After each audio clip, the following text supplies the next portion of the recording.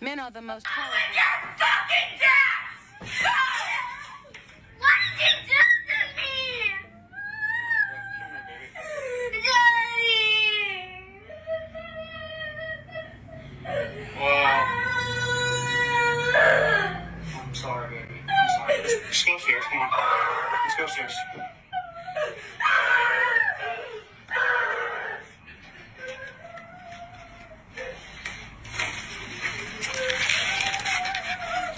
Let's go upstairs.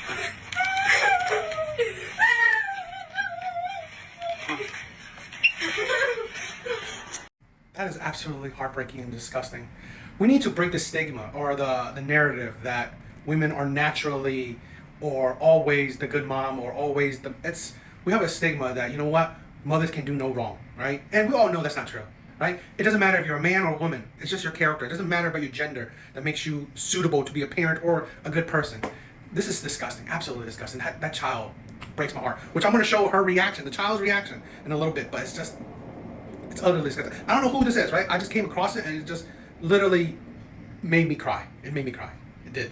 Because I hope to God that this man takes his child out of that household and absolutely takes full custody of the child, because that woman does not deserve to be a mom.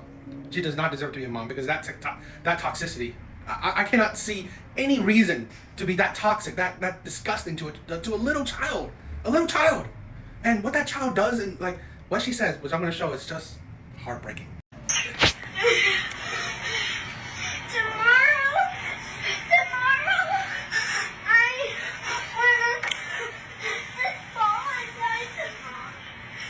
He didn't do anything wrong, baby.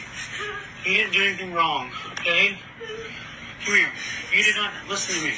You didn't do anything wrong at all. You did not do anything wrong, okay? You did not do anything wrong at all. The innocent child said that tomorrow she wants to apologize to her mom. I can't believe it. Some people just really don't deserve to be parents. They really don't. They really don't. You know, this is why I've said this countless times. I'm in big support of women, people wanting to stay single and childless for the rest of their life. Because honestly, a lot of people do not deserve, do not qualify, do not understand the responsibilities of having a child, what it takes. This is utterly heartbreaking. It really is. And this is why, again, I want to break the stigma that, you know, we constantly put a narrative on certain genders. We need to stop that. We really do. Because, you see it. Like a lot of situations where, the government, the court system, they were always geared towards women. Most of the time. Okay, not always, but most of the time. Just because there's a mom. No. It doesn't. Right? It has to be the worst of the worst of the worst for the court system to think otherwise. And it's disgusting. It's disgusting that we just can't take gender out of it and just look at the merits, look at the evidence, right, and see what is truly best for a child. Because not necessarily being with a mom is best for a child. Not necessarily being with a father is best for the child, right? So, this is just, it breaks my heart. .org. It's short for virtuous. Not virtuous as in they're better than everyone because they're attracted to children, but virtuous like having moral standards and a sexual orientation that they have no control over, like the rest of us. Before you get all worked up, I'm talking about not child molestation or rape. It's the sexual attraction to children. It's a paraphilia. There's a link to more information about it in the description. Videos I've made in the past explaining the kind of human diversity and development. Molestation and rape are different. These are abusive actions that often have nothing to do with attraction. Many child abusers are actually sexually attracted to adults, but they act out on children. Meaning you probably don't object to pedophiles because you're compassionate and rational, but you may loathe child molesters and rapists because they violate people. I personally try not to judge either. Don't try to judge either? So this woman has a PhD, Dr. Lindsay Doe, who has now amassed more than 1 million subscribers on YouTube, calling herself a sexologist, teaching sex edutainment on her channel, Sexplanation. This will probably be my most controversial opinion ever. And again, I'm going to preface that I don't believe it's all women. No, not even close. But I believe it's women that are the root of the problem. Women in modern day culture, in modern day society, women are the root of, in my opinion, most of the shittiness, the root, right? The root problem of pretty much all the shittiness we have in culture right now, right? This is the people you push, right? Those type of characters, okay? Then you have men that are in women's spaces, the whole thing, in my opinion, the destruction of the dating market, right? The changing of feminism to not equality, but domination over men, the divide between men and women, pushing men to be in women's sports, women's spaces. It's just honestly, this is the thing where I personally believe, and like I said, not all women, not even the majority of women, not the majority of women, I'm not saying that, but if you think of practically any problem, you can trace it to being a woman, right? To being women that pushes that problem, right? That created that problem in general. Again, I'm not saying all women, but I see, it's just, you name it, right? The more, the idea to soften, right? Soften or make it acceptable of being attracted to, is led by women, right? It's led by women. And it's like the whole thing about, we need to all accept the alphabet people, right? We need to recognize and accept them, and it's like have them in your life. It's just all these things that I feel like that's wrong with society. Even children, right? The misbehavior of children, the rise of single motherhood. I name it. In my personal opinion, right? You name a problem in modern day society, you can trace it and link it to women. Pushing it, creating it, advocating for it. And I don't know. We don't have enough women standing up to it, right? Just like, the one that's from that clip, right? We don't have enough women standing up for it, fighting against it. Because again, men can't, right? In the sense that men can't, because they will now be labeled as whatever. This is the thing where now men are scared to be labeled anything bad, right? Men are, because honestly, I think women rule the world, or rule social society more than people think. So a lot of men are afraid to speak out, and that's the thing. I don't know. I think because this is disgusting and just tiring. I just say that there's not enough good women that are willing to speak out against the toxic women out there. But now I had put a post up bragging about her daddy, but I told him I needed some money for some groceries, and he decided to deliver the stuff, pick what he want to pick, and have it delivered himself. Come back here. You come back here. Leave him alone. Come back here. He, instead of sending me the money, he then had the groceries delivered. You don't know what my kids want. You don't know what my kids like. That's me. You buying stuff out for what you like, and I didn't, because I told him, I needed tissue and I was out and I needed some groceries, and he done went shopping online and had some groceries delivered. That ain't what I wanted. I wanted you to send me the money so I could shop my own stuff. So me and my kids could eat what we want to eat, not what you want, the stuff you like. This is not it. I'm not happy about this shit. here's the thing: if you can't afford groceries for your own kids, he should be taking care of the kids. Then he should have full custody. This is the thing where, how about you chip in, right? So he bought milk, tissues. It's like a lot of the essentials, okay? A lot of things that are common. So how about you pay for the rest? You buy the things that all other things add on to it. No, this is the thing where he's not the only parent, and if he is, that if he's doing it all, then he should have full custody. This is the insanity where how ungrateful. You can't even afford groceries for your own kid. You can't even provide for your own kid, and he's doing it all, right? Saving you the time, the gas, whatever, the traveling, and paying for it all, right? Those are bags full of groceries, of essentials, tissues, all these things, like juice, countless of things. If the other things you do need, you should get it yourself, right? Chip in, buy your kids things that you think you also need. Have those as additives, right? As just an addition, because again, you need to be a part of the process. This is the thing where I think a lot of times we don't know what women are doing with the money, right? This child support money, it's great. It's not really to pay your bills, right? It's not really to do that. It's not really to, spend the money how you see fit to spend the money, how you deem, right, the child needs it. But okay, fine. If it is, then the same thing is he's the father. He can spend the money how he sees the child needed as well. Women always see it just one way, right? Let me get the money and how I determine what is best for the child. You're not the only parent, okay? And obviously you are the lesser of the two, right? It doesn't even seem like you can support your children well. So These are the cases where the fathers need to step in and take full custody. Sir, yeah. Did you say that my daughter? Yeah, I did. Show me the finger. Well, I wouldn't have done that if he wasn't being a slow asshole. Are you serious, Amelia? Well, listen. Whether she gave you the finger or not, then maybe you should have gotten out of her way. Yeah, I know. I'm old. I'm kind of slow. So that means that you get to tell her she's rude. Well, she's rude. She's rude. But she's not rude. She's only 7. Well, I thought she was being rude. But were you in her way? Probably. So don't you think that maybe you don't own the store just because you're driving a car? I think that you think all this is funny, and it's not funny, sir. Well, I'm her elder, and she needs to show me a little respect. Well, maybe you need to not think that you own the store because you're driving a car. I'm sorry, we gotta call this out, right? It doesn't matter if you're a woman or a man, a father or a mother, right? This is terrible parenting, right? And the hypocrisy, saying that, oh, he doesn't own the store. So how is it in your way then? Because you don't own it. You don't own the store. No one's in your way. Just move out. Move of the way. The continuous hypocrisy that it's like she said he has no right to call her child rude. Yet her child has a right to, one, stick the middle finger to this man, and then also call him an asshole. This is absolute disgusting parenting. A 7-year, my 12-year-old knows better than to curse. 12-year-old. So a 7? This is like absolute disgusting parenting right here. Absolutely disgusting.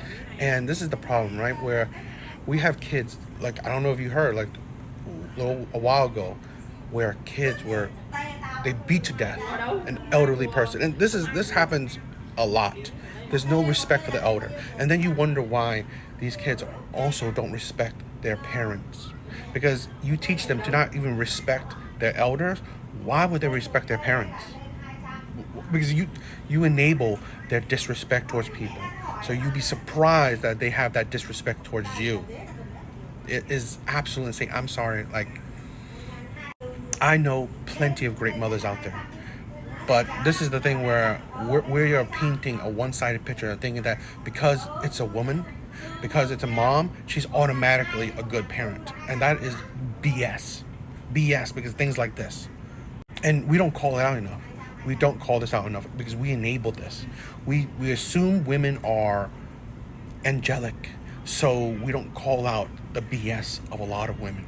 Because I'm sorry, enabling women like this is why that kind of woman can enable her child to be so disrespectful, to be so toxic, already cursing, right? Already disrespectful at 7 is insane to me. I'm sorry. What has happened to teaching our kids morality, right? This is why, right? Where we're surprised that women become single moms because they themselves are immoral, or they themselves don't respect themselves nor they respect others, so they make bad decisions. And this is why I've said this countless times before.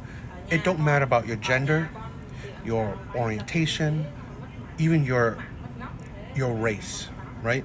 There are good and bad people in everything, right? So that's why I think we just focus on morality, focus on character, right? Because this is BS. I don't prop up anybody, right? I don't make anyone holier than thou. No one's better than the other person, right? But this is the thing where we just forgot proper teachings of our kids.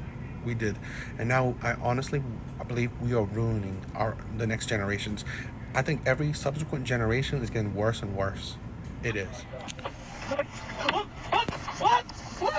Jennifer Gilbo riding in Joelle Mahmoud's car when out of nowhere she appears to snap, lunging at the Uber driver, dousing him with pepper spray.